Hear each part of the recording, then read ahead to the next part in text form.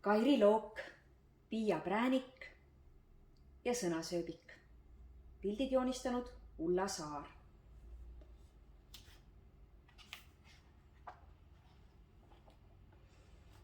Uus raamat.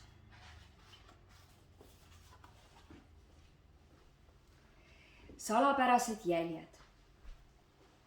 Kostsid sammud. Võti krigises lukuaugus. Esimese A uks lükati lahti. Klassis oli vaikne. Tolm igavles kapi serval. Kustukas kratsis taguotsa. Kärbsed norskasid. Gloobus näitas tahvlile keelt. Ämblik kõdistas võrgus siplevat sääske. Kalender nokkis nina. Ta kleepis tatikolli tukkuvale kärbsele kübaraks pähe ja sättis selle prantsuse stiilis moodsalt viltu. Kõigil oli suvest kõrini. Nad ootasid kärsitult lapsi. Koristaja Mai ootas samuti. Hoi, september oli ta lemmikkuu. Nädal 2 käis alati selline möll, et kui peale ei passinud, võis kurdiks jääda. Kool mürtsus lärmist, nii et supp pritsis sööklas lakke ja frikadellid põrutasid lambikuplisse. Ja maja täitus kommi paberitega. Mai silmad lõid särama. Tal oli neid kodus juba 60 karpi. Mai pühkis just tahvlilt tolmu, kui märkas, et ukse all sägeleb miski. Kas see polnud mitte Iirise paber? Ta torkas prillid ninale ja hüüdis. Ossa satikas! Seinal olid lillad jäljed. Need tulid ukse alt, hüppasid üle stepsli ja sibasid risti üle Eesti kaardi Kihnust Narva. Edasi kadusid jäljed kalendrisse. Mai kergitas lehte ja vajus istuli. Keegi oli juulipildilt kõik maasikad välja lõiganud.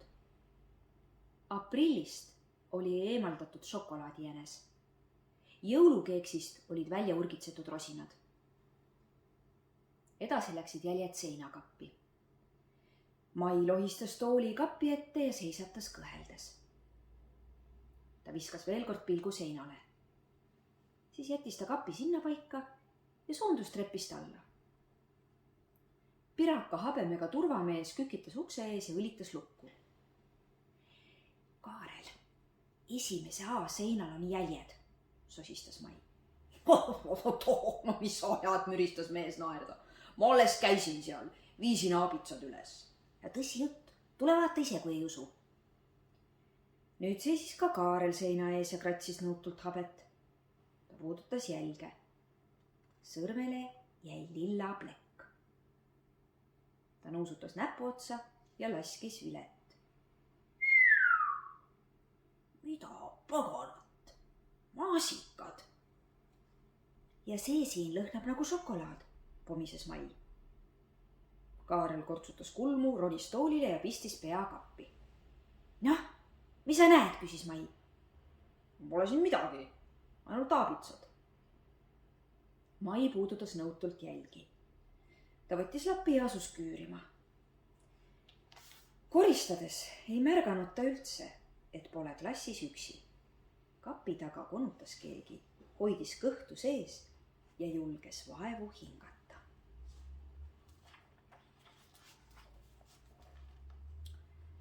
Aktus, fännid ja noor võlur. Piia ärkas varahommikul. No õigemini polnud veel hommik, vaid öö. Vähemalt nii arvas isa. Öö on, mine maga edasi, porises ta ja viskas Piiat padjaga.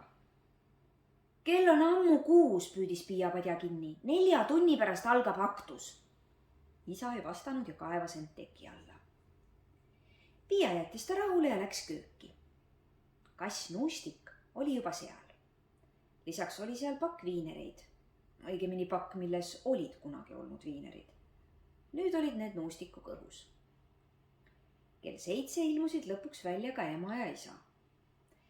Piia oli ammu kooli minekuks valmis ja istus kingad jalas. Isal olid jalas ainult trussikud. Mujalt oli ta täiesti paljas. Ära mune, ütles Piia, pane püksid jalga. 3 tunni pärast algab aktus. Nii vara.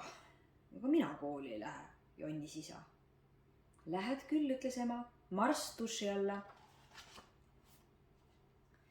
Isa haaras laualt suitsuvõrsti ja kadus vannituppa. Sealt kostis urinat. Piia paotas ust ja nihutas vannituppa kohvitassi. See krahmati kiirelt maast.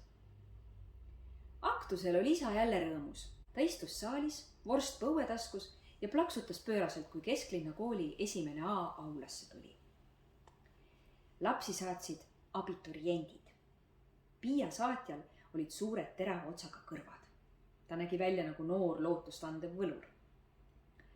Kristjan, kostis ta ja surus Piial kätt. Piia istus võluri kõrvale ja lehvitas vanematele. Ema isa nuuskasid nina ja lehvitasid vastu. Direktor tõusis püsti ja soovis kõigile toredat aastat. Siis laulis mudilaskoor. Järgmisena jagati laiali aabitsad. Kui Piiat kutsuti, nuttis isa rõõmust, nii et särk märg. Minu tütar, toksas ta naabrit sõrmega. Super tütar, oskab kõike. Isa geenid. Ta hüppas püsti ja vilistas 2 sõrme suus. Juhu, Piia, me armastame sind. Ema vangutas pead ja sikutas isa istuma. Aga Paul Präänik rebis end niheldes lahti. Ta koputas ees istuvale daamile õlale ja hingas talle kõrva. See seal on Piia Präänik, minu laps. Seejärel keeras ta end ümber ja teavitas ägedalt viibeldes teisi. Ja nüüd õpetajad, sõnas direktor. Isa pööras välgukiirusel pead. Laura Tamberg, 1. A-klassi õpetaja. Piia klassijuhataja tõusis ja lehvitas. Isa jõllitas Laurat suu ammuli, nagu oleks pika sabaga kummitust näinud. Pane suu kinni, sosistas ema. Isa pani suu kinni ja vahtis edasi. Ta polnud veel kunagi nii noort õpetajat näinud. Ja nüüd 1. B-klassi õpetaja, jätkas direktor, aga Paul Präänik ei kuulanud enam. Ta ohkas rahulolevalt. Õpetaja Laura tundus peaaegu sama tore kui Piia ema, kes istus isa kõrval ja muigas. Tema tundis Laurat juba vanemate koosolekult, millest isa suvel ära oli viilinud. Emal oli tunne, et järgmisel koosolekul osaleb isa innukalt. Piia pärast oli ta kõigeks valmis. Paul Präänik oli lahkus ise, lihtsalt natuke laisavittu.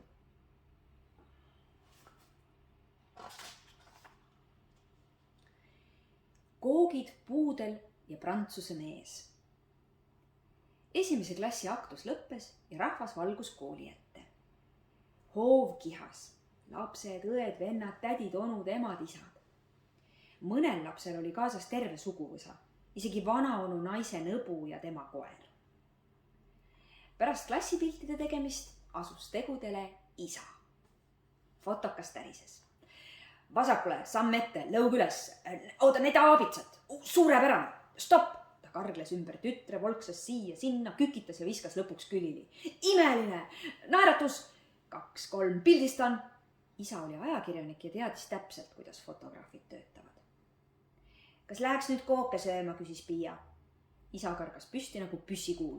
Just minu mõte. Jalutame mõnda kesklinna kohvikusse, pakkus ema. Sealt leiab kindlasti midagi head. Meie kohvikus on linna kõige maitsevamad koogid, kostis järsku hele hääl. Piia pööras pead. Trepil seisis lühikeste juustega tüdruk, lai kollane pael peas. Ja prantsuse saiakesed, ema ise küpsetab. Me elasime enne Pariisis. Piia uuris võõrast. Minu emal on puudel ja prantsuse mees, teadustas tüdruk. Minu emal on nuustik ja isa, teatas Piia. Kas sa lähed ka A-klassi? Tüdruk noogutas. Kuigi Pariisis ma juba käisin koolis, me rääkisime seal ainult prantsuse keeles. Bonjour, je m'appelle Anna. Ja, ütles Piia. Mina käisin lasteaias. Lõpupeol kukkus koka kass tordi sisse ja kui ta välja ronis, oli tal kreemist roos peas ja siis Anna viipas lokkispäine naine puude alt. Meeldiv tutvuda, ma pean nüüd minema, head aega. Anna tippis kontsade klõpsudes ema juurde. Naise kõrval seisis väga suure ja konksus ninaga mees. Mõtle vaid, esimene sõber juba leitud, kiitis isa. Minu andekas tütar. Meie andekas tütar, parandas ema. Meie andekas tütar, jubeldas isa. Suureks kasvatatud nagu käkitegu. Noh, mis me järgmiseks teeme? Ma ei tea, kolmikuid tahad? Ta tegi emale nina peale musi ja möögis rõõmust nagu kevadine lehm. Ehk proovime kõigepealt Anna ema kooke, arvas ema. Perekond Präänik asus teele. Esimese koolipäeva suminas ei märganud nad üldse, et ühest aknast jälgib neid keegi. See keegi limpsas maialt keelt ja jättis esimese A aknale tillukese lilla jälje.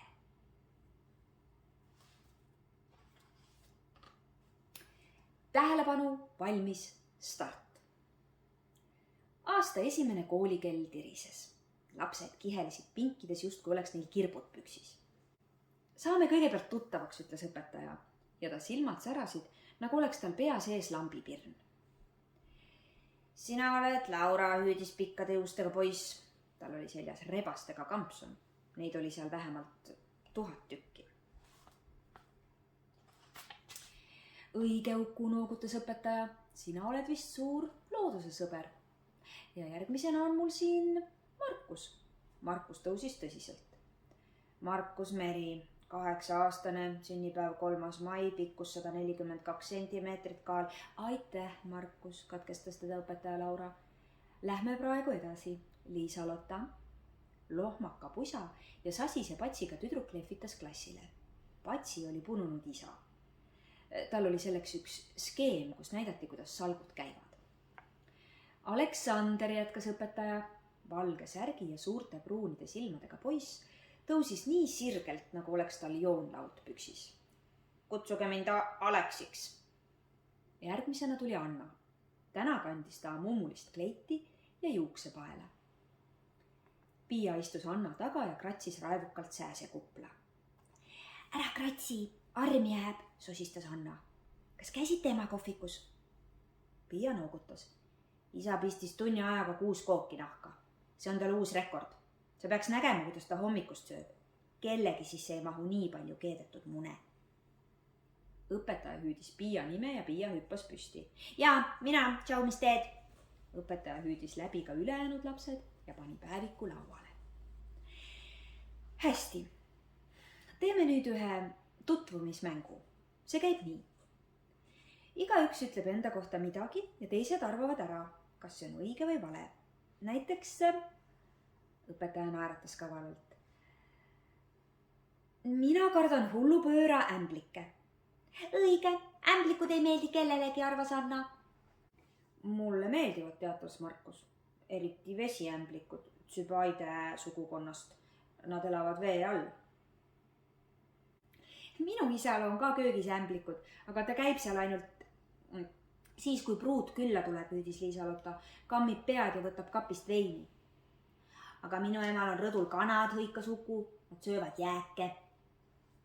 Minu emal on prantsuse mees, aga tema küll jääke ei söö, pahvatas Anna. Ükskord sõida ainult ühe teo. Õpetaja, aga kuidas siis ämblikega jääb? Kardad? Ei karda? Lõikas Piia. Ei karda, muigas Laura. Las nad olla. Ämblikud meenusid mulle ainult seetõttu, et ma nägin enne üht siin kapinurgas. Lapsed rõõmustasid, et Laura ämblikke ei pelga. Neile meeldisid loomad, isegi kui nad olid ämblikud ja elasid köögis, nagu Liisa-Lotta isal. Mängu käigus ilmnes veel, et Annale meeldib tantsida, Aleksile meeldivad robotid ja Liisa-Lottale rulaga sõita. Ukule meeldis isaga matkata ja Markusele satelliidikaardid. Piiale meeldis lugemine ja nuustik. Nuustikule meeldisid viinerid. Ja õpetaja Laurale meeldis üle kõige õpetada.